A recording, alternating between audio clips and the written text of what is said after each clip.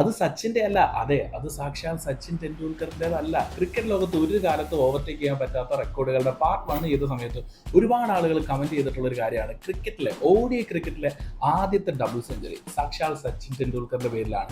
അതിനി ഒരു കാലത്തും ആരും ഓവർടേക്ക് ചെയ്യില്ലല്ലോ എന്നുള്ളത്. എന്നാൽ അത് സച്ചിൻ ടെണ്ടുൽക്കറിന്റെ പേരിലല്ല, അതൊരു ഓസ്ട്രേലിയൻ താരത്തിന്റെ പേരിലാണ്. ഓസ്ട്രേലിയൻ വനിതാ താരം ബെലിൻഡ ക്ലർക്കിന്റെ പേരിലാണ് ക്രിക്കറ്റിലെ ആദ്യത്തെ ഡബിൾ സെഞ്ചുറി. അതൊരു വേൾഡ് കപ്പ് മാച്ചിലാണ് കേട്ടോ. 1997 ഡെൻമാർക്ക് വനിതാ ടീമിനെതിരെയായിരുന്നു ആ 229 റൺസ്. സോ ക്രിക്കറ്റിലെ ആദ്യത്തെ ഡബിൾ സെഞ്ചുറി എന്ന് പറയുന്നത് ബെലിൻഡ ക്ലർക്കിന്റെ പേരിലാണ്.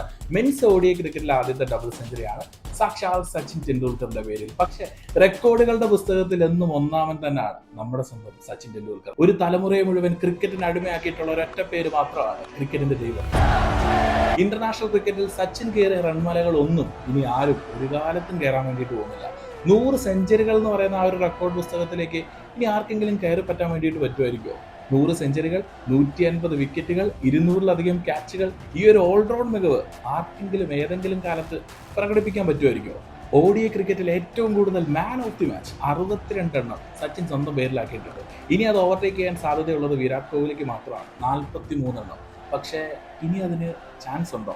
കാലം എത്ര കഴിഞ്ഞാലും ആ ഒരു ബാറ്റും പേരും ലോക ക്രിക്കറ്റിൽ നിറഞ്ഞു വരും. അദ്ദേഹം ഗ്രൗണ്ടിലേക്ക് ഇറങ്ങുമ്പോൾ അത് ഏത് പ്രായത്തിലാണെങ്കിലും ആ ബാറ്റിൽ നിന്ന് വരുന്ന ഓരോ ഷോട്ടുകളുടെയും ഭംഗി നിറഞ്ഞൊഴുകും. നമ്മൾ കൈയടിക്കും, ആർപ്പ് വിളിക്കും. സച്ചിൻ ടെണ്ടുൽക്കർ അതൊരു വികാരമാണ്, അതൊരു ജിന്നാണ്. എന്തായാലും സച്ചിന്റെ ഏറ്റവും ഫേവറേറ്റ് റെക്കോർഡുകൾ അത് ഏതൊക്കെയാണെന്ന് കമന്റ് ബോക്സിൽ പറയാൻ വേണ്ടിയിട്ട് മറക്കണ്ട. ഞാൻ മിസ് ചെയ്തതൊക്കെ കമന്റ് ബോക്സിൽ പറഞ്ഞു.